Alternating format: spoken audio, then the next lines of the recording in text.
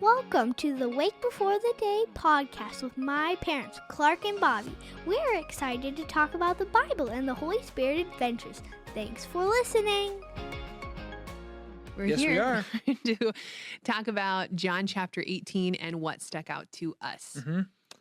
And so What stuck out to us? I guess really the overall theme is you see multiple examples of Peter's way of doing things compared to Jesus' way of doing things. Yep.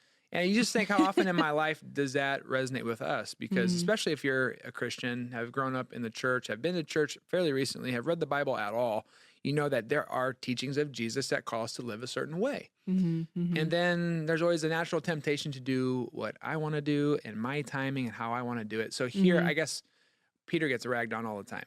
He's impulsive, he's shooting his mouth, he's acting without thinking. And there's actually a lot of ways that we can connect with him and go, I understand the temptation to fall back into my own skill set, my own ability, even just what I think is best, Mhm. instead of considering what Jesus invites us into. Yep. So Mhm. yeah, Peter's way of doing things versus Jesus' way of doing things. And I guess the first that kind of comes to mind is just the denial. In John, the other Gospels talk about Peter denying Christ, but John 18 is the chapter that's got Peter's first denial and his second denial and his third denial. Yeah, it's Rough chapter for like Pete. you said though. It's you're really able to connect with Peter because sometimes you read the story and you're just like, oh no, oh yep, here comes Judas. Yeah. Yep, oh, and there, Judas, and then those backstabber. soldiers, and That's so right. and it says Peter's got a sword, and so you think like, oh yeah, that like in the natural, like this makes sense in my flesh. Yeah. Like I totally get you, Peter. Yeah. And so- defending Jesus and Yes. Do you want me to read verses for you? yeah. So yeah, Peter's denial. You want to read verses like what 4 through 11, so we're all on the same page. Okay, hold on. It's a long one. Buckle up, folks.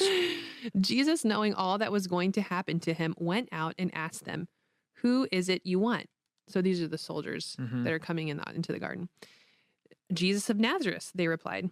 "I am he," he said, and Judas the traitor was standing there with him. When Jesus said, "I am he," they drew back and fell to the ground. That's weird.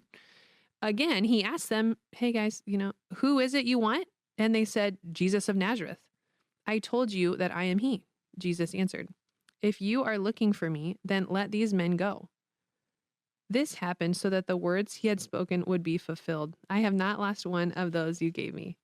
Then Simon Peter, God bless him, who had a sword, drew it and struck the high priest's servant, cutting off his right ear. The servant's name was Malchus. Jesus commanded Peter, "Put your sword away. Shall I not drink the cup the Father has given me?" Mm. Oof. Yeah. So I guess, the passage we just read gets at Peter hacking off his ear. And then after this, Jesus heals him. Yes. So again, you compare and contrast the way of Peter versus the way of Jesus. Peter's like, we have to defend ourselves. Let's go to war. I'm going to hack this guy's ear off. We're going to defend ourselves. And then Jesus picks it back up and like I just picture slaps it back on his head. Peter with his little pocket knife or something like, "Jesus, I got you." Oh, Peter is carrying the Excalibur, some big honking sword. We always joke too that Peter must have horrible aim.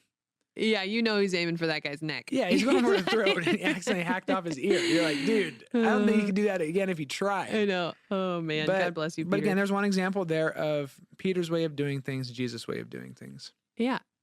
And then if you back up a little bit, speed up a little bit, go farther down the text, you Right. get to verse 15. Mm-hmm. And that's where you get at Peter's first denial, Mm-hmm. where Jesus is taken, he is arrested.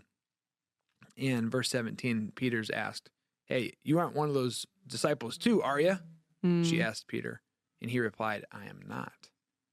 So you go through, then Jesus is getting And then questioned by the high again, priest. mhm. Jesus goes before Pilate. But if you go to verse 25, you want to read verses 25 through 27 for us? Sure. As Peter stood warming himself, he was asked, "You are not one of his disciples, are you?"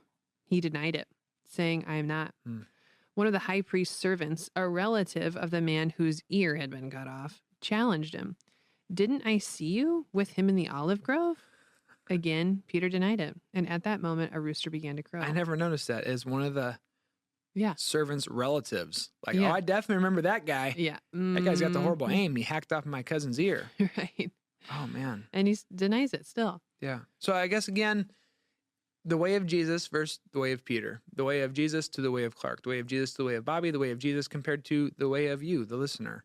There are things that come natural, we want to do, that will make us feel good, but how often do we pause and reflect and say, what? Wait. Yeah, what's the Spirit doing right now? What has Christ done?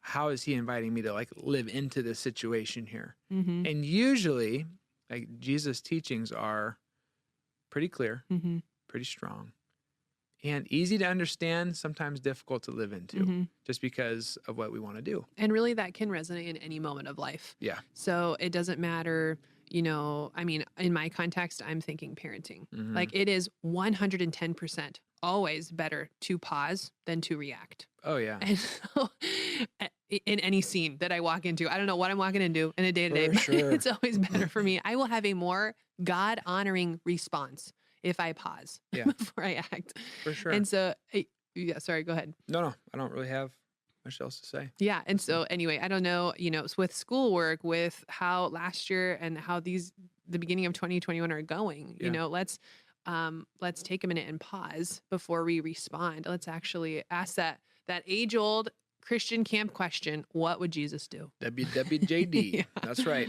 But in it too, I think this is one of those stories that if you're at Emmanuel, you have a Bible reading plan, you read the Gospels often. We read them a couple times a year, and you come across a story multiple times. And so it's easy to kind of glaze over and go, yep, I read this. Yep, the soldiers, Peter, yep, that guy ran away without being naked. He got his clothes ripped off him. Then Peter denies Jesus, and Jesus is going to Pilate and Annas and all this stuff. But actually pause and insert yourself into the story and use your imagination and try to imagine what was going through their minds when all of a sudden the soldiers showed up. How scary that had to been for them. And then for understanding Peter going, I actually resonate with him. I think I would want to try to defend myself too if your enemy showed up and was trying to arrest the person you love the most for no good reason. And so what's it look like for us listeners to use our imagination and enter into this story?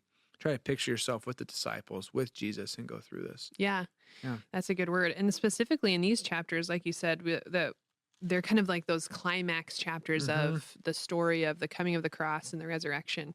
And I mean, a couple questions that we'll just leave you with that we're encouraging ourselves to wonder, and for you guys to ask for a minute too is, well, number one, I guess, can we just thank Jesus for what he's done? Yeah. Can we do that? Can we, like Clark said, remember and recall and just thank him for what he's done? Yeah, not taking it for granted because it cost him a lot.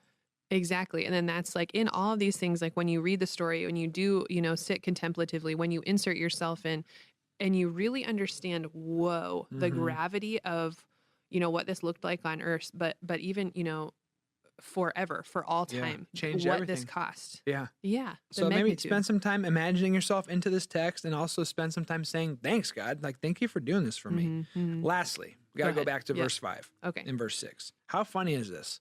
They show up and they must have had some awkward stare down where they're looking at each other. Right. And Jesus is like, hey, what's up, guys? Who are you looking for? Yeah. Well, I'm sure they thought he was going to hide him. Jesus of Nazareth? Yeah.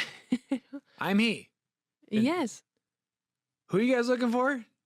Jesus of Nazareth. And then it says in verse 6, they drew back and fell to the ground.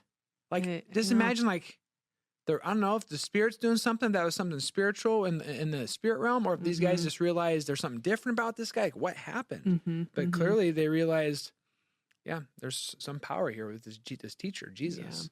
Because I don't know why else you would fall down. It's like, get back up. I'm the one you're looking for. And then Jesus marches to complete his mission. Yeah. Oh, God, you're so good. So I think that's all we got. Yeah. So thank you for listening to the podcast or watching, and can keep reading. Look at John 18. We got a couple more days of John, and then we'll be on to the next book. So that's what we got. Jesus died for you guys. He loves you, and he rose again. God bless you. The Lord bless you and keep you. The Lord make his face shine on you and be gracious to you. The Lord turn his countenance toward you and give you his peace. Have a great day.